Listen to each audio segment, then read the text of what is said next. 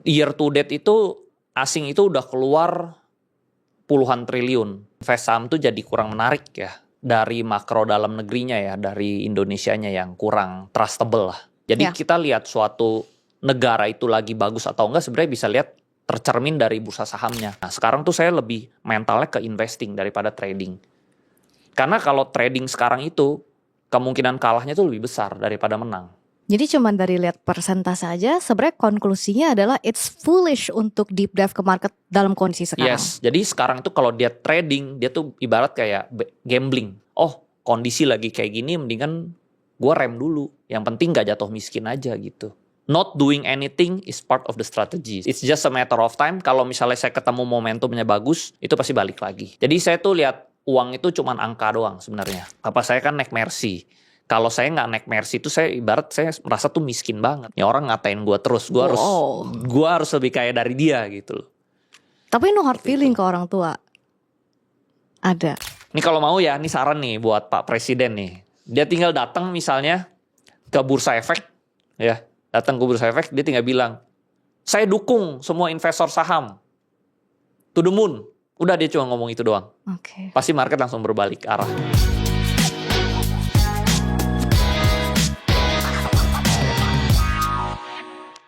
Hai guys, welcome back to Talkback bersama saya Arina Glenda dan di sini sudah spesial sang punya Stockwise. Hai Ko Andri. Halo Glenda. Halo, apa kabar Ko? Terakhir kita podcast di Hidden Masters ya. Yap, awal Mirai banget ya. loh. Iya, dari awal-awal. Udah 2 kali diundang Mirai ya. Ya, tapi yang kedua bukan aku. Oh iya, bukan. Tapi sempat ketemu di kantor. Ketemu. Iya. Aku ingat banget tuh awal-awal kita. Tapi tuh acaranya bagus sih. Makasih. Bagus.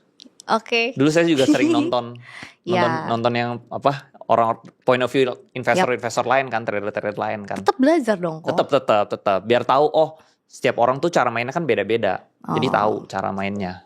Jadi besok gue nggak gini ya. Iya gitu dong. Kita kan harus selangkah lebih pinter dong. Oh dia main caturnya kayak gini. Oh berarti saya harus main caturnya kayak gitu. Nice, gitu. Selangkah di depan 10.000 langkah kalau perlu di depan. Yoi, betul. Ini muridnya Sanzu nih emang kayak gini ya kok. Kalau dibilang kabar benernya kok, baik atau enggak? Kalau saya masih aman. Tapi kalau Indonesia kurang baik sebenarnya. I see. Tapi aman tuh kan nggak berarti baik. Enggak baik. Baik. Rugi banyak tapi masih bersyukur, masih bisa makan. Masih bisa makan. Yang penting makan. Lebih penting makan. Yang penting makan. Oke. Oh. Baru nggak dia? Enggak, aku mau kaya kok. Oh gitu, mau kaya ya. Janganlah, yang penting bisa makan dulu lah. Ko Andri, kita baru aja ngobrolin soal rupiah bakal merdeka. Merdeka beneran kok. Iya, 17.845 ya. Bukan 1945. Tapi 845 ya. Di 2026 loh kok. Tapi menurut saya sih bakal naik ke 18.000 lah. Jangan enggak, tapi realistis. Iya realistis lah. Kalau saya sih realistis. Sebagai seorang warga Indonesia, WNI dan juga seorang investor yang ya pekerjaannya tentang uang. Betul. Sensitif banget. Perasaannya gimana kok? Perasaannya jadi invest saham tuh jadi kurang menarik ya. Karena inflasinya tinggi. Sekarang inflasi kan udah hampir 6% berarti ya. Dari kenaikan penguatan dolar dan pelemahan rupiah ini inflasi udah 6%. Berarti ya nggak menarik. Jadi sekarang itu sebenarnya kalau yang mau ngambil hutang malah bagus kalau menurut saya. Kayak contoh nih saya yang berhutang nih. Saya jadi bagus. Contoh kan saya kadang ambil margin gitu ya. Ambil trading limit. Jadi bagus. Kok nggak takut kok malah nambah hutang? Enggak, justru di inflasi yang tinggi kita ambil hutang itu bagus. Karena hutangnya jadi tergerus kan sama inflasi. Saking lemahnya. Ya ampun gak enak ngomongnya ya. Saking lemahnya, betul. Pandangan Ko Andri gimana sih? Anything wrong with rupiah atau mungkin market kita kenapa juga terus break low? Kalau menurut saya dari makro dalam negerinya ya, dari Indonesianya yang kurang trustable lah di mata investor dan pengusaha. Jadi kalau saya lihat tuh rata-rata pengusaha itu sekarang lagi ngerem. Jadi saya lihat teman-teman tuh nggak ada yang ekspansi gitu loh. Sektoril ya? Sektoril. Dia nggak ekspansi, dia ngerem gitu loh. Dia yang penting teman-teman saya kan rata-rata udah berkecukupan, udah kaya gitu. Jadi dia merasa, kondisi lagi kayak gini mendingan gue rem dulu. Yang penting gak jatuh miskin aja gitu. Jadi ya dia nge-ekspansi lagi. Nah karena nge-ekspansi ya otomatis nggak ada membuka lapangan pekerjaan baru gitu. Bahkan dia pengurangan karyawan kan. Gitu. Efisiensi. Tapi katanya ekonomi dalam negeri sebenarnya baik kok. Tergantung ya, ini point of view-nya siapa. Kalau dari point of view investor sih sebenarnya lagi kurang baik ya. Dari sektor real juga kurang. Berarti berbeda dengan apa yang diberitakan secara massal dong ya. Ekonomi kita baik-baik saja ya, katanya. Betul. Jadi tergantung ya lihat point of view-nya dari mana aja sih sebenarnya. Apa yang Koko rasakan sebagai seorang investor retail? Kenapa bisa sampai bilang nggak aman, dan yang tadi Koko bilang faktor trust. Berarti ada faktor ketidakpercayaan Ko Andri terhadap dalam negeri kita. Betul. Ya buktinya dari rupiahnya aja melemah. Terus sama kita sebenarnya lihatnya dari bursa saham sih. Jadi kita lihat suatu negara itu lagi bagus atau enggak sebenarnya bisa lihat tercermin dari bursa sahamnya. Karena apapun yang terjadi di bursa saham itu selalu lebih cepat. Kalau misalnya ada sesuatu yang buruk di Indonesia ini, sahamnya pasti udah crash duluan. Kalau misalnya negara ini bakal jadi bagus, biasa sahamnya udah naik duluan. Jadi bursa saham itu selalu lebih cepat. Jadi ibarat itu kita bisa melihat beberapa langkah ke depan kalau lihat bursa saham. Kayak mengaca ke masa depan gitu loh. Oke, yang ramal masa depannya Indo masa depan tuh bursa saham. Dari bursa saham. Yes. Kita yang breakout terus. Iya, nah itu ibarat artinya kalau kita lihat transaksi per hari itu asing itu outflow bisa 1-2 triliun per hari. Year to date itu asing itu udah keluar puluhan triliun. Nah, puluhan triliun rupiah ini kan tadinya dia pegang rupiah, tiba-tiba dia tuker jadi US dollar. Gitu. Dia jual sahamnya, dia pegang rupiah, rupiahnya dia convert ke US dollar dia masuk ke sektor-sektor lain. Nah, ini bikin lemah lah gitu loh. Nah, begitu lemah ya otomatis investor asing lain juga dia ikut tarik, lokal juga ikut tarik. Sekarang saya ada beli US dollar lebih menguntungkan daripada saya invest saham. Bahkan segitunya? Iya, segitunya. Udah naik 6%. Bahkan kalau misalnya kita beli blue chipnya turun. Sedangkan beli US dollar naik 6%. Jadi di keadaan ekonomi seperti ini, bahkan untuk seorang Ko Andri Hakim, spread 6% udah good. Good lah kalau jadi di bisnis keuangan itu kan soal permainan angka ya. Kalau misalnya kita manage uangnya ratusan miliar triliunan, untung 6% itu gede banget. Itu kan Ko Andri ya? Gede banget, iya. Berasa sih. Status turun nih kok dari triliuner turun sedikit lah. Hanya menjadi miliarder, guys. Oh my god. Nggak apa-apa. It's just a matter of time. Kalau misalnya saya ketemu momentumnya bagus, itu pasti balik lagi. Jadi saya tuh lihat uang itu cuman angka doang sebenarnya. I see. Gitu. Saya kalau dulu mungkin waktu saya duitnya kecil atau masih muda, saya lihat uang itu sangat personal ya. Aduh duitnya segini. Kalau saya sekarang tuh lihat saya cuman angka gitu loh. Karena saya udah pernah mencapai uang segitu, suruh saya balik cari uang segitu, saya merasa gampang. Confidence-nya udah ada. Confidence-nya udah ada. Jadi kayak misalnya orang yang udah jadi kaya, terus dia jatuh miskin, dia udah tahu cara jadi kaya gimana. Dia pasti balik lagi jadi kaya gitu loh. Jadi mental dan mindsetnya saya udah ada gitu. Istilahnya tinggal muter jalan itu lagi udah tahu. Betul, udah tahu. Mungkin sekarang belum ada jalannya, tapi kita konsisten aja di bidang itu, pasti ada opportunity, kita tinggal grab nanti bisa balik lagi ke sana. Kan history Google Maps-nya udah ada tuh. Betul. Jadi menurut saya di saham itu kita cuma butuh 1 atau 2 kali kemenangan udah bakal untungnya besar. Gitu. Jadi saya tuh bukan tipe yang trader itu yang maksa setiap hari harus trading. Saya tuh lebih kayak momentum trader gitu loh. Kalau ada momentumnya saya hit gede, untungnya gede. Seperti itu. So far momentumnya belum ada lagi kok. Momentumnya saat ini belum ada. Tapi saya ada saham-saham yang saya ada invest sebenarnya. Contohnya mungkin saya sekarang ada portfolio saya ada 8-an emiten. 88 ini itu menurut saya ada potensi jadi gede lah. Karena contoh ada yang beberapa itu melakukan corporate action jumbo. Ada beberapa itu diakuisisi, backdoor. Dan sebagian tuh yang fundamentalnya tuh dia udah murah banget. Nah sekarang tuh saya lebih mentalnya ke investing daripada trading. Karena kalau trading sekarang itu kemungkinan kalahnya tuh lebih besar daripada menang. Seperti itu. Jadi ini kan permainan matematika aja, rumus probability. Jadi kalau misalnya ada 20 hari trading dalam sebulan. Ijonya itu cuman 3 hari, 4 hari. Jadi artinya kemungkinan loss itu jauh lebih Lebih besar. besar. Nah, jadi kalau misalnya saya mau betting, kemungkinan saya loss itu lebih besar daripada kemungkinan saya menang. Jadi ini sebenarnya cuma pemain probability. Ya. Lalu itu kalau probability dari harinya ya. Kalau kita hitung probability dari sahamnya, ada hampir 900 emiten. Yang turun dan kuning itu mungkin 600 emiten. 600 sampai 700 itu turun dan 60%. kuning. Iya, gitu. 70-an%. Jadi kemungkinan orang kalah juga lebih besar. Dari harinya aja kemungkinan dia kalah lebih besar. Lalu dari pilihan sahamnya juga kemungkinan lebih kalah. Jadi kalau trader-trader tuh pasti rata-rata saya lihat tuh pasti, saya udah tahu rata-rata pasti dia kalah daripada menang. Jadi cuma dari lihat persentase aja, sebenarnya konklusinya adalah it's foolish untuk deep dive ke market dalam kondisi sekarang. Yes, jadi sekarang itu kalau dia trading, dia tuh ibarat kayak gambling. Mhm. Dia bukan investing, dia gambling. Dan saya tahu nih gambling yang kemungkinan kalahnya lebih besar daripada kemungkinan menang. Jadi kesimpulannya ya, Ya, contoh misalnya kita berjudi. Kan nggak semua judi itu sama. Ada yang judi itu probability menangnya kecil, ada yang judi probability menangnya besar. Mhm. Contoh misalnya kita main slot. Itu kan probability menangnya kecil banget, Ya. cuman nggak nyampe 1%. Sama. Jadi buat ngapain apa ya? main yang probability menangnya kecil gitu. Contoh ada juga misalnya judi yang probability menangnya lebih besar kayak poker. Nah, sebenarnya sama gitu. Ya boleh cacing-cacing naga-naga kalau Iya, kayak gitu kalau ya. lagi probability-nya besar, ibarat market lagi dalam 30 hari majority dia hijau. Yap.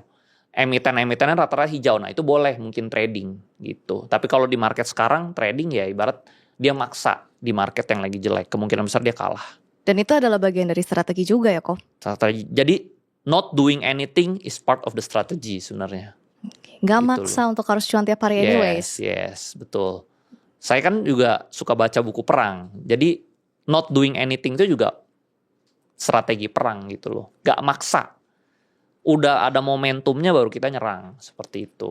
Ngomong-ngomong perang antara investor dengan kenyataan bahwa nilai bursa kita masih terus menurun. Apakah itu perang yang bisa kita menangkan kok? Nah, sayangnya perang ini susahnya itu karena kita di Indonesia itu cuma bisa ngebetting itu kalau naik. Kecuali kita bisa shorting. Kalau misalnya kita bisa shorting mungkin adil. Gitu loh. Jadi di Indonesia itu kita cuma bisa menang kalau sahamnya bergerak naik. Ya. Kalau dia bergeraknya turun, kita nggak bisa betting. Jadi sebenarnya ya kemungkinan kalah lebih besar daripada kemungkinan menang. Kecuali kita di Amerika ya, kita bisa ngebetting, oh ekonominya jelek, ya udah kita nge-short. Kita bisa untung dari short. Nah mungkin contohnya sekarang nih, kalau di Indonesia bisa nge-short, saya pasti short, pasti Terus saya menang. short tiap hari iya, ya? short terus saya tahu karena probability turunnya lebih tinggi daripada probability naik gitu loh. Ya intinya lagi unfavorable ya sekarang ya. Iya, nah sedangkan di Indonesia curang. Kita cuma bisa betting dia naik, sedangkan probability naiknya itu sangat kecil. Gitu di saat ini ya. Inilah curhatan seorang Andri Hakim ya. Iya, begitu. Investor retail. Investor retail. Tolong didengarkan ya para dewa market. Koko tadi sempat mention soal titik balik di mana uang itu udah nggak ada lagi tuh rasa-rasa emosionalnya. Di titik angka berapa tuh kok kalau boleh tahu? Sebenarnya di atas 15M itu kan $1 juta ya. Di atas 1 Udah juta lebih kok. sebenarnya. Iya, tapi di titik itu sebenarnya udah apa ya? Udah not emotionally lagi sebenarnya. Di atas 15M. Seperti itu. Berarti pada dasarnya $1 juta itu sudah cukup untuk membuat Ko Andri Hakim merasa kaya? Nah, kalau saya memang saya nggak bilang kaya ya, tapi cukup. Cukup. Kalau 15 kaya sih enggak, karena contohnya misalnya 15M di Jakarta ya ngepas lah, bisa beli rumah, bisa beli mobil, bisa sisanya diinvestasikan, ya masih bisa hidup lah. Tapi kaya sih enggak. Beli rumah gede sih nggak bisa, tapi setidaknya ya enough lah, cukup lah. Bisa beli rumah yang cukup, mobil yang cukup, mobil yang masih bagus lah, seperti itu. Tapi kaya sih enggak. Karena standar kaya saya lumayan tinggi soalnya. Berapa kalau Kalau boleh tahu? standar kaya saya rendah, mungkin saya nggak ngejar segini ya. Karena saya orangnya nggak cepat puas sih, seperti itu. Kalau menurut saya ya enak sih kalau di atas 100 miliar ya. Aset ya? Enggak, liquid cash. Liquid cash. Liquid. Ya antara dalam bentuk saham atau bentuk cash, karena liquid ya. Kalau aset mah kita nggak bisa makan dari aset kan. Jadi contoh misalnya ada orang bilang, iya gue punya aset 1 triliun. Tapi kan lu gak bisa makan dari aset 1 triliun itu. Lu baru bisa makan kalau ini dicairin. Tapi kayak properti gitu kan gak cair. Gak bisa. Tuh. Jadi menurut saya yang dihitung itu yang liquid. ada turning point dalam hidup seorang Andri Hakim nggak sampai Koko menjadi high achiever? Soalnya saya memang lihatnya kan orang tua saya ya, jadinya saya high achiever gitu loh. Karena orang tua saya kan selalu ngehina-hina, ngejelek-jelekin saya pas dulu saya muda ya. Kenapa tuh kok? Karena mungkin dia suka banding-bandingin kali ya, banding-bandingin sama anak-anak yang lain gitu loh. Oh, Koko ada beberapa bersaudara. Iya, ada beberapa saudara-saudara, terus dia juga banding-bandingin, suka dijelek-jelekin. Aduh, anak yang ini mah nggak tahu lah mau bisnis apa, mau kerja apa gitu loh. Masa sih seorang Ya Andri Hakim? kayak gitu dulu. Terus misalnya kalau misalnya kita makan-makan tuh, papa saya selalu ngomong kalau misalnya nggak ada duit tuh jangan ngomong, lu denger aja. Ya dulu kan anak kuliahan, belum punya duit. Bahkan udah lulus kuliah juga sama seperti itu. Dia memang temperamennya seperti itu. Jadinya saya harus, gue harus buktikan nih, gue bisa gitu loh. Karena kan trust itu kan you have to earn it gitu loh. Yep. Gitu. Sekarang udah di-earned? Sekarang udah dong. Sekarang bahkan dia nanya. Gimana menurut kamu gimana gitu loh. Iya. Nah jadi emang trust itu harus di-earn gitu. Gak bisa kayak kita, dia tuh harus percaya kita. Gak bisa. Lu yang harus bikin dia percaya gitu loh. Tapi mentalnya baja juga nih kok ya. Ya kalau yang mentalnya tempe gitu ya, udah digituin. Pasti udah quit. Iya. Ada juga misalnya adik saya kerja sama papa saya mungkin cuman 3 bulan, 6 bulan dia quit langsung. Gak tahan dia. Nah keras. Karena papa saya keras banget. Nah kalau saya tuh lumayan, saya bisa tahan gitu. Saya tahan terus. Gitu sih. Nah itu yang bikin saya high achiever jadinya. Gue harus kalahin dia. Karena ada target yang mau dikalahin, kita jadi high achiever. Seandainya misalnya saya lulus dari Amerika, terus papa saya misalnya kasih uang nih 100 juta sebulan. Mungkin saya gak jadi apa-apa sekarang. Karena saya nyaman. Oh, jadi yang bikin orang mati itu dia nyaman. Gitu loh. Kalau saya kan saya nggak nyaman, saya mau buktikan, jadinya ya lapar gitu loh. Ya. Ya singa kalau udah lapar kan nggak galak gitu. Gitu. Jadi makanya saya high achiever karena itu sih. Masih lapar nggak kok? Sekarang udah agak kenyang ya. Ya biarpun status turun dikit gak apa-apa. Gak apa-apa, yang penting masih bisa makan. Kembali lagi ke poin itu. Ada angka fix gak sih di kepala Ko Andri, cukupnya seorang Andri Hakim ini segini atau belum kelihatan? Kalau cukup itu sebenarnya waktu itu target saya sih sebenarnya $1 juta doang, yaitu 15M. Ya udah jauh berapa tahun lalu. Tapi itu udah hit, ya. Kan gak mungkin dong saya stop. Betul. Jadi target berikutnya saya 100, terus 100 saya juga udah hit. Terus sekarang udah lebih dari 100 ya, menurut saya udah good enough lah gitu loh. Kalau sekarang memang turun-turun dikit ya juga, karena kan saya tahu ya naiknya juga cepet banget. Ya turun-turun dikit it's normal lah. Tinggal ya udah di maintain gitu ya. Di maintain, terus juga saya udah tahu caranya cari sahamnya yang mana yang bakal naik. Ya udah santai aja. It's just a matter of time tuh bakal naik sendiri kok. Saham saya kan masih ada 8 emiten. Tuh 8 emiten tuh saya yakin bakal naik. I see. Gitu. Gak usah jelek-jelek lah. Kalau misalnya Mandiri saya rebound jadi double ke all time high-nya juga itu duit saya udah balik triliuner lagi gitu. Oh, jadi alokasi Bank Mandirinya cukup besar ya? Cukup besar. Jadi saya diem aja gitu, nggak perlu ngapa-ngapain. Biar waktu yang bikin dia naik balik lagi ke semulanya. Ya anaknya kalau capitalnya gede gitu ya kok ya? Iya, gitu betul. Jadi emang uang itu permainan angka. Kalau misalnya uangnya kecil, bertumbuhnya susah, tapi kalau uangnya gede bertumbuhnya gampang gitu loh. Sama juga seperti ini. Kalau misalnya kan dulu orang tua saya di bank ya. Iya. Papa saya kan punya bank yang kategorinya bank mini ya. Bank mini itu bank buku 1 ya. Berarti modalnya itu di bawah 1 triliun. Kalau bank di bawah 1 triliun itu dia bertumbuhnya susah. Karena modalnya kecil, cost-nya lumayan besar, gaji-gaji karyawannya lumayan besar, sedangkan untungnya tipis. Jadi dapat untung habis bayar cost, dapat untung bayar cost. Jadi di keuangan itu kalau uangnya kecil itu susah bertumbuh. Nah, sedangkan bank yang gede, bank buku 2, buku 3, dia cuma dari misalnya orang nabung uang, dia kenain bunga aja setiap bulan dari rekening. Itu dia udah bisa bayar cost karena costnya fix.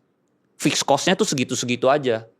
Nah, jadi kalau uangnya gede, jadi bank-bank yang bank buku 3, buku 4 itu dia bertumbuhnya cepat, dia profit terus.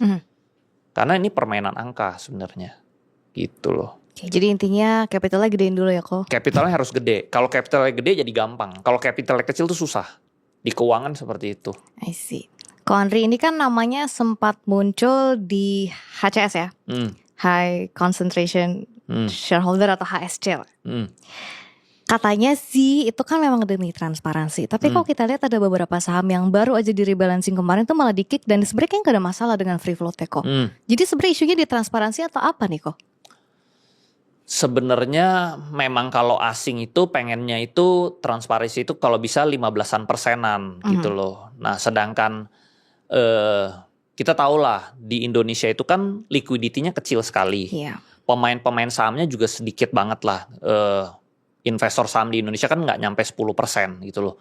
Kalau misalnya barang supply-nya terlalu besar di market, ya sahamnya ini susah naik sebenarnya. Iya. Nah jadi sebenarnya tugasnya si pemilik emiten, dia itu kecilin supaya sahamnya itu gampang naik, sebenarnya seperti itu yang terjadi. Karena kalau misalnya supply-nya, jadi sama lah kayak misalnya kita punya toko branded lah, misalnya Hermes, Louis Vuitton atau apapun lah gitu ya. Kalau misalnya barang brandednya oversupply ya barang dia nggak bisa naik. Ya dia harus supply-nya dikecilin. Nah itu yang terjadi di saham-saham di Indonesia karena pemain sahamnya sedikit. Ya dia harus supply-nya dikecilin dong baru sahamnya bisa naik. Kalau misalnya terlalu oversupply yang mainnya sedikit ya nggak bisa naik-naik sahamnya.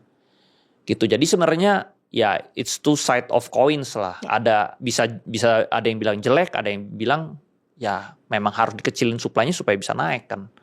Jadi masih ada beberapa point of view yang mungkin kita juga nggak bisa telah semua gitu ya kok. Betul. Beda kalau misalnya marketnya di Amerika. Market Amerika ya pemainnya banyak, liquidity-nya besar. Bahkan orang seluruh dunia juga invest ke sana. Ya dia gedein jadi 15%, 20%, 50% pun masih ada yang serap pemainnya. Nah kalau di Indonesia misalnya market cap-nya nggak usah gede-gede deh, market cap-nya 10 triliun, 50 triliun. Kalau dia buang 20% ke market, siapa yang main? Siapa yang serap? Ya akhirnya sahamnya juga nggak bisa naik karena oversupply. Jadi sebenarnya saya nggak bisa bilang ini salah. Ya. Karena ya di Indonesia pemainnya dikit. Kecuali pemain lu banyak ya. Supply-nya gedein is okay gitu sih. Baik. Ko Andri tadi kan masih sempat bilang ada 8 emiten di Porto. Ini yang invest ya? Yang invest, bukan betul. Yang trading. Bukan. Masih ada saham Konglo nggak di 8 emiten itu kok? Ada sisa satu doang ya. Sisa satu. Sisanya saya udah cut loss. Kenapa? Karena saham Konglo itu kan rata-rata dia ngejar indeks kayak MSCI seperti itu. Sedangkan sekarang ini kan MSCI itu udah ada berita bahwa dia tidak melakukan penambahan emiten lagi. So far saat ini. Jadi ya waktu itu saya udah cut loss semua gitu. Tinggal satu ini kebetulan ya mungkin saya merasa yang satu ini masih ada potensi. Kalau misalnya one day MSCI dibuka, dia yang satu-satunya yang ada potensi. Jadi yang lain udah gak ada masa depan? Yang lainnya saya cut dulu, saya mendingan pegang cash dulu. Kalau misalnya udah ada kejelasan kan saya tinggal masuk lagi seperti itu. Daripada saya diemin terus kan uangnya hilang ya. Iya. Seperti itu. Ko Andri kan agak transparan nih biar teman-teman gak penasaran aja update portonya so far drawdown-nya udah berapa, CL-nya berapa. Nanti biar teman-teman gak nanya-nanya lagi sama Ko Andri ya. Sebenarnya drawdown tertinggi saya itu mungkin hampir 400-an miliar ya dari tertinggi. Karena ada beberapa saham-saham yang saya invest itu saya belum sempat take profit. Jadi floating profitnya itu hilang. Karena dia waktu itu langsung ARB terus kan. ARB. Jadi saya nggak bisa jualan juga. Karena ARB terus ya jadinya tergerusnya 400-an. Tapi di 400-an itu yang saya cut loss tuh 80. Yang lain tuh floating profit yang hilang. Jadi total capital yang hilang sebenarnya hampir 400-an sebenarnya. I see. Nah di 2024-2025 Konglo Play itu adalah skenario yang paling menarik ya buat investor retail. Dengan adanya isu seperti ini, menurut Koko apakah kedepannya ini masih ada lanjutan playnya? Ini tergantung MSCI-nya sih. Kalau misalnya MSCI sama FTSE ya, kalau misalnya dia ada penambahan ya mungkin bakal menarik lagi. Tapi kalau tidak ada penambahan, menurut saya ya mungkin narasinya berubah. Jadi saya nggak bilang kayak saham itu nggak bakal bisa balik lagi. Saham pasti find its way back to the top gitu. Pasti selalu setiap dia crash pasti dia balik lagi ke all time high-nya.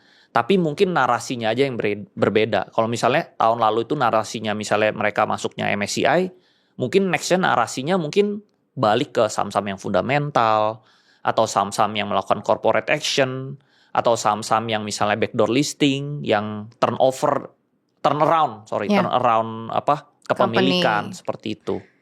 Mungkin berubah narasinya aja sih. Jadi Ko Andri secara nggak langsung setuju bahwa memang bubble IHSG ke 9.200 itu kemarin karena saham Konglo yang overvalue. Nggak semuanya karena Konglo sih. Sebagian juga karena overhype juga.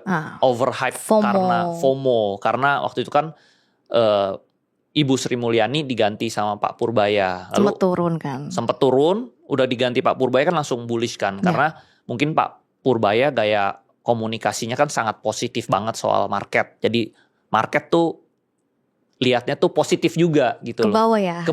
Kebawa euforianya dari Pak Purbaya gitu loh. Jadinya, wih kan Pak Purbaya selalu ngomongnya saham to the moon. Terus saham ini bakal ke 10.000, ke 15.000. Iya, IHSG bakal naik terus, bakal all time high. Ya jadi kita sebagai investor juga, wah seneng nih. Kita juga akhirnya euforia. Sampai tiba-tiba trigger awalnya itu MSCI. Dia bilang dia nggak mau melakukan penambahan lagi karena kurang terbuka. Disitulah langsung ngejedak. Trigger crash pertama. Lalu trigger berikutnya ya karena perang Trump. Lalu trigger berikutnya ternyata dalam negeri ada satu pintu dan lain-lain lah seperti itu. Pengusaha banyak yang mungkin kena masalah atau apalah ya gitu loh. Lalu rupiahnya juga melemah. Ya jadi domino sampai sekarang seperti itu. Tapi sebenarnya kalau misalnya mau balikin ke atas lagi bisa nggak? Sebenarnya bisa. Kalau misalnya pemerintah mau, presiden mau mah tinggal satu itu pasti bisa balik. Satu jentik doang. Itunya apa kok? Tinggal, nih kalau mau ya, nih saran nih buat Pak Presiden nih. Dia tinggal datang misalnya ke Bursa Efek, ya, datang ke Bursa Efek, dia tinggal bilang, saya dukung semua investor saham, to the moon. Udah dia cuma ngomong itu doang. Pasti market langsung berbalik arah. Cuma kan kita nggak tahu mau atau enggak. Itu, seperti itu. Ya pasti market euforia lagi balik, seperti itu. Jadi memang aura positifnya ini kurang menular. Jadi saya suka ngomong ke orang gini ya. Saya tuh paling males, paling benci itu ketemu orang yang negatif. Betul tapi itu. Ya kan? Betul. Orang negatif tuh tiap kali kalau kita ajak ketemu itu dia selalu kayak susah lah, nggak bisa lah, inilah, itulah. Nah itu orang negatif. Saya paling males ketemu orang negatif. Nah karena negatifnya itu menular. Betul. Nah, saya suka tuh ketemu orang yang positif. Walaupun dia nggak bisa, dia bilang, iya kita coba dulu, kita bisa dulu. Menang kalah belakangan. Nah saya lebih suka yang kedua. Nah kayak Pak Purbaya kan juga positif gitu loh. Ya depannya menang kalah kita nggak tahu lah. Tapi saya suka tuh misalnya ya didukung seperti itu. Nah kalau misalnya pemerintah semua bilang dukung, semua pada ngomong yang positif ya pasti naik seperti itu. Iya, Naruto juga bisa jadi Hokage kok. Betul. Referensinya anime tapi itu betul. Baiklah, Ko Andri berarti masih optimis ya Indonesia tuh IHSG tepatnya masih bisa balik ke all time high bahkan mungkin break lagi. Bisa. Kalau misalnya disupport penuh sama pemerintah bisa. Tapi kalau nggak disupport ya lebih berat aja. I see. Tapi pasti one day dia pasti balik arah. Dia pasti find its way up sebenarnya. Oke, Ko Andri masih ada repo? Saya masih ada juga, masih ada. Kenapa memilih strategi repo di saat ya indeks ekonomi lah ceritanya? Indeks ekonomi, karena kan orang tua saya bisnisnya di bank. Bank itu kan cari untung dari hutang, pinjaman. Selama kita bisa puterin hutangnya jadi profit, kan profitnya makin gede. Gitu loh. Ya menurut saya kalau kita bisa kelolanya cepet gedenya. Saya nggak bakal bisa segede ini kalau saya tanpa hutang. Jujur ya kok berarti? Jujur. Nggak bisa misalnya kita pakai real money gulung jadi gede bisa tapi lama. Ya. Selalu kita butuh leverage. Leverage itu kan antara duit temen, duit family, duit ya kan ada pepatah nobody gets rich alone. Nggak ada orang tuh yang bisa kaya dari kekuatannya sendiri. Selalu kan dibantu gitu loh. Ya kalau saya juga sama dibantu sama bank gitu loh. Aku pernah membaca ini di suatu, aku lupa buku or mana. bahwa memang sebenarnya di luar leverage atau hutang itu bukan sesuatu yang dipandang negatif kan kok? Nggak negatif. Kalau di saya itu tidak negatif. Jadi memang hutang itu ada dua, good debt sama bad debt. Ya. Kalau misalnya kita buat konsumtif, foya-foya itu bad debt. Tapi kalau misalnya ini buat berbisnis, itu good debt. Contoh dari saya bisnis real aja dulu, bisnis pertama saya itu alat berat.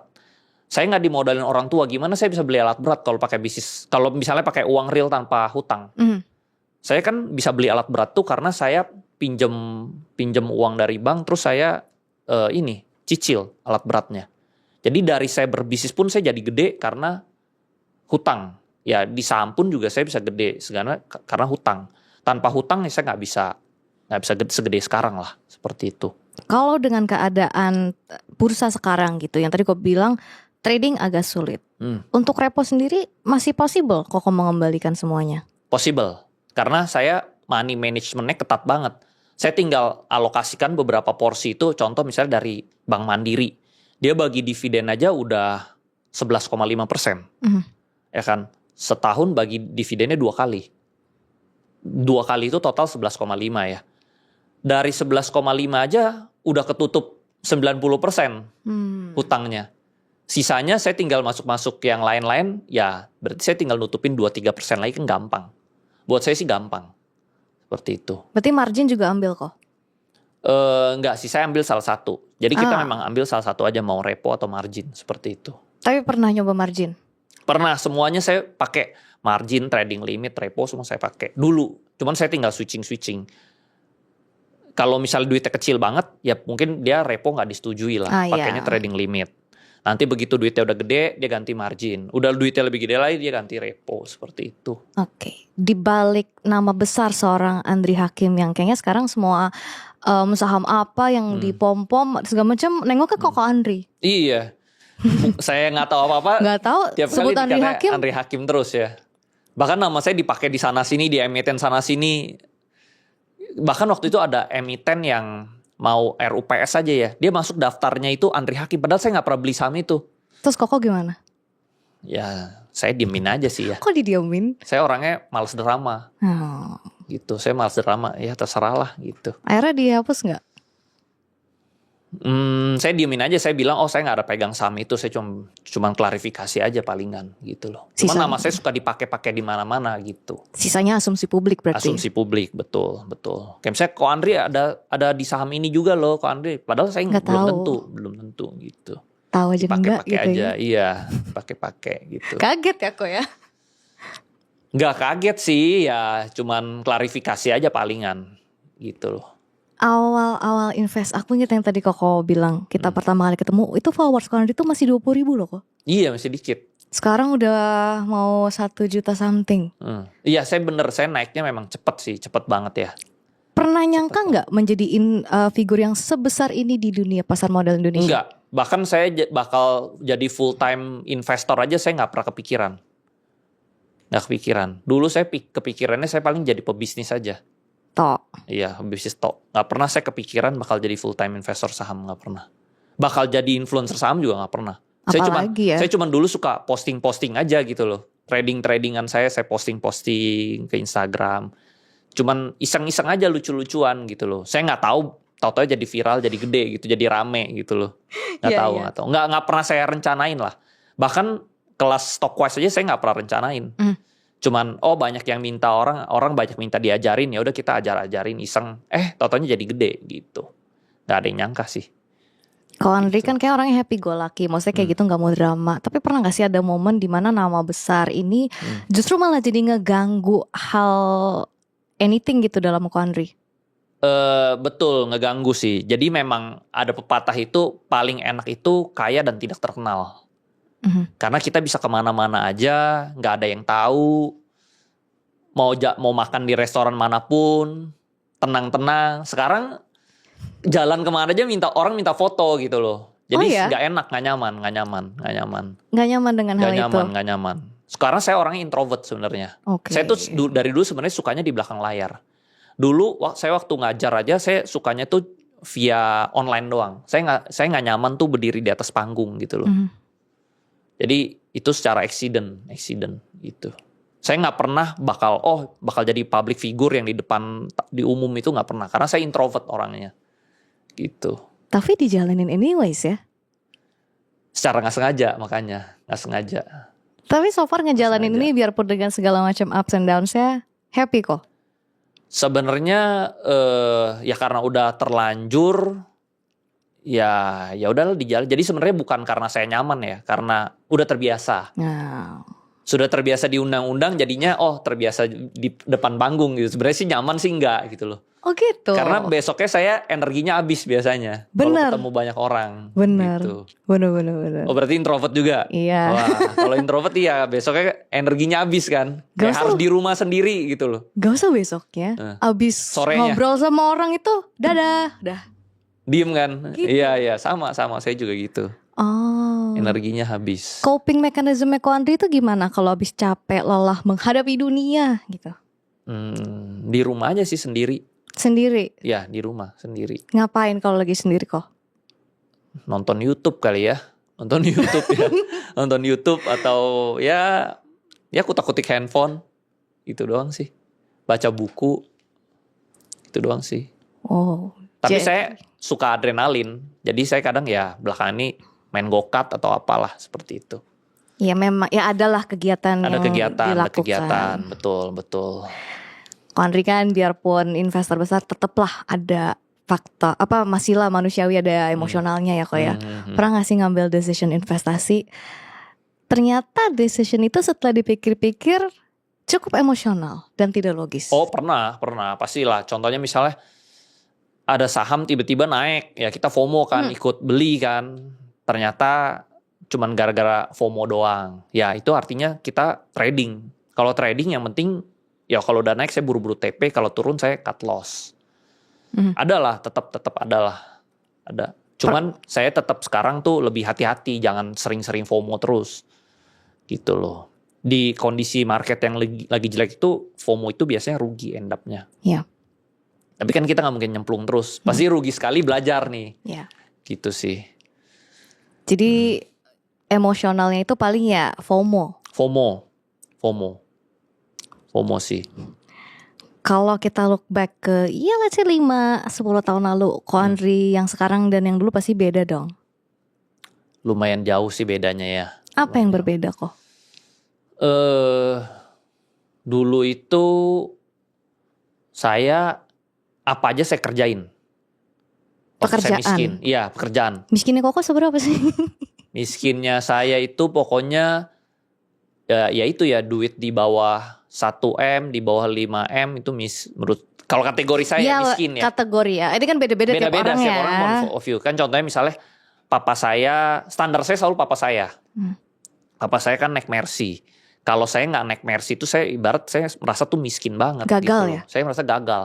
Jadi saya merasa tuh anak itu baru sukses kalau dia bisa melampaui orang tuanya.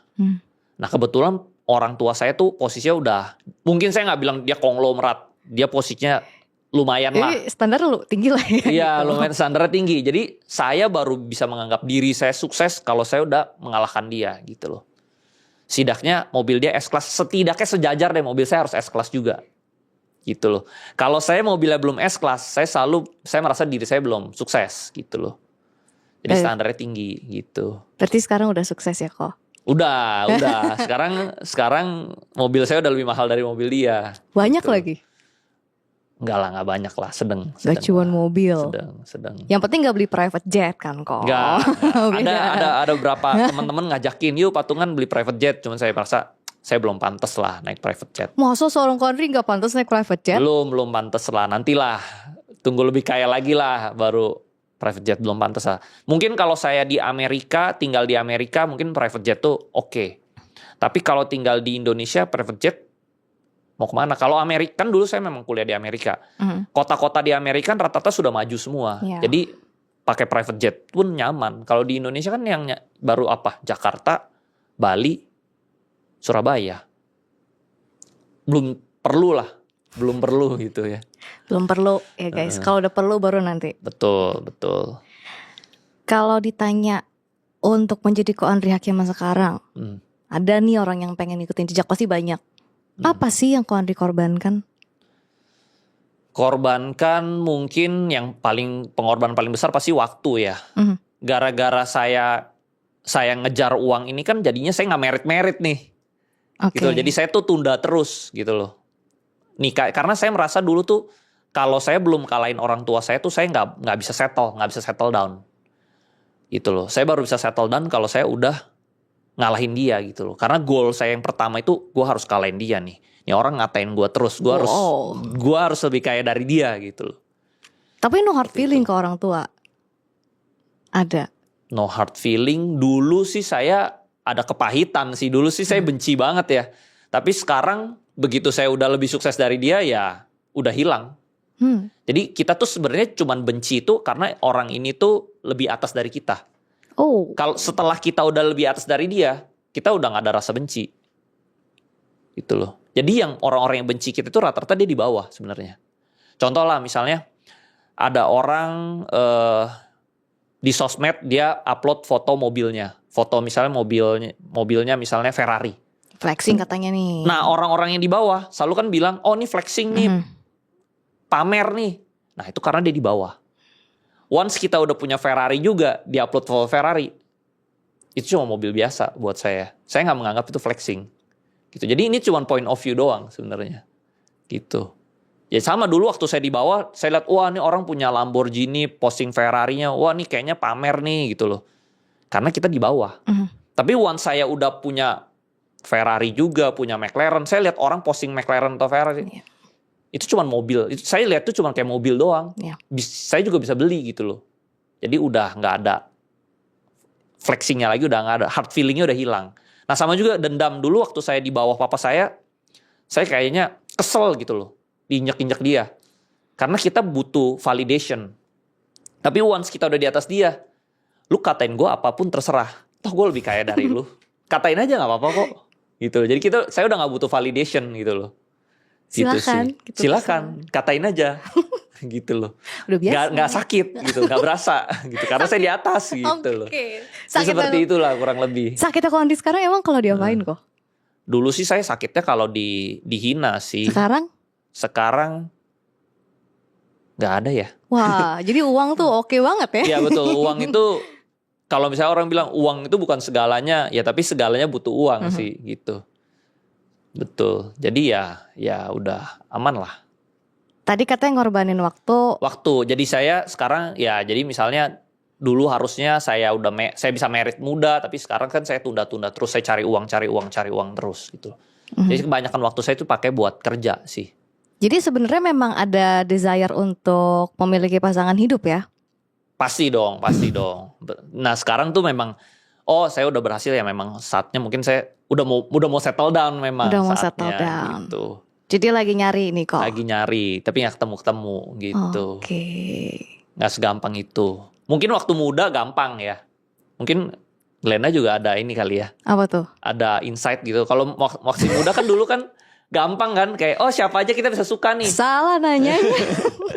Sama juga ya. Susah juga. Nah setelah kita berumur tuh apa ya, kita jadi tahu gitu standarnya makin tinggi gitu loh. Kalau waktu masih muda kan mungkin standarnya rendah kan. Ya. Karena mungkin belum pinter ya. Standarnya apa aja mungkin oke gitu. Sekarang karena udah lebih pinter, jadi standarnya kan makin lama makin naik gitu. Jadi standarnya Koko sekarang gimana nih? Standarnya ya misalnya dia harus cantik pertama gitu standarnya. Kan. Terus harus baik juga karakternya gitu. Ya itu sih sebenarnya. Kalau cowok ya. Itu 2 sih. Itu aja susah kok. Susah. Karena circle-nya nggak ada. Circle saya kan rata-rata jarang ketemu orang baru ya. Gitu. Ketemunya Douglas gitu. Ketemunya tua-tua gitu kan. Disalahin. Oke. Gitu. Baik. Untuk Ko Andri, seiring dengan bertambahnya koneksi, usia, aset pun, ada pergeseran arti pertemanan gak sih? Atau emang banyak ngerasa kayaknya gue makin susah nih berteman dengan orang, karena apa, dia maunya sama gue karena uang aja atau apa? Ada gak perasaan kayak gitu? Kalau di saya pribadi gak ada sih. Kalau saya berteman dari bawah sampai atas saya temenan semua. Gak ada masalah. Memang ada beberapa orang tuh yang mau temenan tuh yang dia selevel aja. Tapi kalau saya tuh tipenya saya bisa temenan dari atas sampai bawah, saya temenan aja sih. Gitu. Jadi introvert tapi sebenarnya gampang bergaul juga ya, Gampang, Ko, ya? saya tipenya gampang akrab sama orang sih. Dengan level Ko Andri yang sekarang, ada nggak sih hal yang Koko rasa justru jauh lebih sulit didapatkan di saat dulu level Ko Andri belum setinggi ini? Yang lebih gampang didapatkan ya. Yang lebih lebih sulit. Pasangan kali ya. Oh, pasangan lebih Pasangan sulit lebih ya. gampang ya. Iya. Sekarang pasangan mungkin lebih sulit ya. Mhm. Mungkin ya. Banyak kriterianya. Banyak kriterianya. Lalu ya kita nggak tahu apa intensi ceweknya apa gitu kan. Seperti itu ya. Kalau tadi Ko Andri mention nggak nyangka jadi investor bahkan. Nggak nyangka. Saya juga nggak nyangka bisa sebesar ini. Dari segi aset, dari segi followers, nggak pernah nyangka. Bahkan jadi full time investor, nggak pernah nyangka. Ada kelas edukasi Stockwise, semuanya nggak ada di plan. Ketemu Ko Douglas. Ketemu Douglas, kalau ketemu dia sih itu karena keluarga, masih family. Tahu ini, aku ada satu Masih family. pertanyaan yang agak. Kalau ketemu sih udah ketemu dari dulu sebenarnya.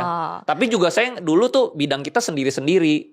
Oke. Dia jualan spare part alat berat, saya juga bisnisnya impor ekspor. Kita family tapi kita nggak ada urusan sebenarnya dulu. Oke. Nggak nyangka juga bakal partneran sama dia, juga nggak nyangka gitu. Nggak nyesel kan, tapi nggak nyesel. Nggak, dia orangnya lumayan oke lah, baik lah, dia orangnya baik. Soalnya saya orangnya tuh saya orangnya panasan sebenarnya. Kenapa? Kan kata introvert kok. Saya introvert tapi saya orangnya nggak sabaran. Oh gitu. Nah, ketemu dia orangnya sabar. Jadi cocok gitu loh. Oke. Mungkin kalau saya panasan, saya ketemu partner yang panasan juga mungkin nggak cocok. Dar. Meledak gitu loh. Iya, Nah, iya, jadi iya, dia iya. mengisi kekurangan saya sebenarnya. Oke. Bukan pasangan ya, tapi bukan ya. Pasangan, bukan. Partner. Partner. Nah, memang cari pasangan dengan cari partner itu sebenarnya sama. Sayang laki. Iya, laki dong, jangan cewek dong. Oke, sorry. Jadi emang cari pasangan tuh harus seperti cari partner gitu. Cari partner seperti cari pasangan. Jadi Oke, harus cocok. Karena kalau nggak cocok pasti ribut. Seperti itu. Oke, ini aku ada satu pertanyaan, sebenarnya pertanyaan iseng sih. Kan Ko Andri ini kan kembali lagi lah ya, dikenal dengan statusnya yang triliuner dan segala macam. Kalau ada temannya Ko Andri, let's say Ko Douglas gitu, butuh bantuan uang, Ko Andri kasih gak? Kasih dong. Kalau Ko Douglas? Kalau Douglas kasih dong. Kalau yang Karena lain? kalau nggak ada dia, saya juga setengah mati. Yaudah yang lain deh, teman lain yang bukan partner Ko Andri. Bukan partner, tergantung ya seberapa deket ya. Kalau misalnya teman-teman deket sih pasti saya kasih, terutama yang dulu dia pernah bantu saya pas susah, pasti saya bantu. Misalkan Tapi kalau misalnya dia dulu nggak pernah bantu, biasa saya bantunya sekali aja gitu loh. Oh ya, oke. Kalau misalnya, Nyumbang lah. iya saya nggak nyumbang, tapi saya nggak pernah mau kayak, oh lu balikin. Kalau saya kasih itu ibarat, lu mau balikin syukur, kalau lu nggak balikin ya udah. Ya, prinsip ikhlas ya kok. Prinsip ikhlas. Karena kalau kita pikirin terus mau dibalikin, kita jadi stres. Jadi kepikiran, lu kapan balikin? Jadi kita yang ngejar-ngejar dia gitu loh. Kebalik ya, padahal Iya. yang ngutang dia. Betul. Kan biasanya yang ngutang lebih galak Bener. daripada yang ngutangin gitu. Iya, Kalau iya. dari pengalaman saya gitu. Oke. Jadi biasa tuh misalnya ada orang mau minjem, misalnya pinjem dong 100 juta. Nah kalau saya tipenya, ya udah gue kasih lu misalnya 10 juta atau 20 juta, tapi ya udah bisa balikin, nggak bisa balikin ya udah ikhlas. Tapi setidaknya ikhlas. Kalau 100 juta kan nggak ikhlas misalnya. Saya kasih 10 atau 20% aja gitu.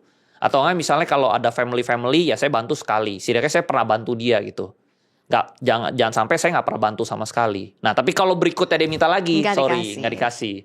Saya udah pernah bantu lu sekali cukup gitu loh. Kalau 2 kali artinya lu yang nggak berubah. Oke. Harus dibantu terus, artinya yang salah di mentalnya. Mentalnya kalau saya selalu bilang nih mentalnya mental miskin gitu loh. Ngemis terus gitu. Kalau Ko Douglas nggak mentok 100 juta dong kok. Kalau dia udah banyak duit, dia nggak pernah minjem saya. Nggak perlu. Nggak pernah minjem gitu. Oke. Menarik. Jadi guys, kalau orang-orang bilang pinjem 100 itu definisinya 100 ribu, Ko Andri definisinya pinjem 100 juta ya?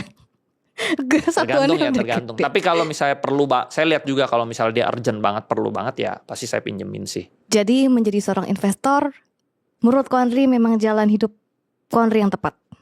Sangat tepat sih, sangat tepat. Karena yang termahal itu adalah waktu. Dengan kita jadi investor itu kita jadi banyak waktu gitu loh. Ini pekerjaan paling bahagia di dunia sih. Waktunya banyak, uangnya juga dapet gitu loh. Ya enak lah menurut saya paling enak sih. Terus kalau misalnya kita cut loss pun, ya let's say rugi 30% lah atau 40%, tapi duitnya modalnya masih ada, bisa buat diinvest lagi. Karena dulu waktu saya bisnis tuh, kalau gagal itu ya mulainya dari nol. So, misalnya saya dulu bikin restoran, terus restorannya awal-awal rame, terus kan emang bisnis F&B gitu ya, musim-musiman. Tahun keduanya sepi, ya udah habis. Gitu, udah jadi barang-barang, udah jadi furniture segala macem. Kecuali margin ya kok ya. Kecuali margin. Margin iya. call ya udah minus. Saya nggak pernah margin call sih, nggak pernah. Aman. Money management saya sekarang juga udah disiplinnya ketat, jadi aman sih. Seperti itu. Ko Andri usia 30-an sekarang. Ya. 20 tahun lagi deh, 50-an, 60-an tahun. Koko tuh kira-kira udah ngebayangin belum sih Koko lagi di mana dan seperti apa gitu? Lagi di mana? Sebenarnya saya cuman paling ya kayak gini-gini aja kali ya. Masa? Saya sih nggak pernah bayangin gimana-gimana, karena sekarang saya udah di posisi yang oke lah. Saya tinggal maintain uang yang ada, lalu saya compounding aja. Nggak sih, mungkin tetap aja di Indo-Indo aja ya. Di Indo.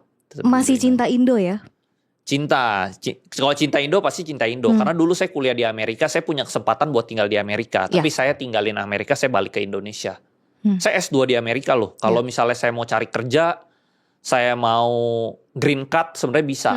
Tapi saya tinggalin Amerika, saya balik ke Indonesia kan. Ya sebenarnya saya cinta. Karena saya lihat negara ini sebenarnya potensinya banyak. Sumber daya alam banyak. Negaranya juga besar.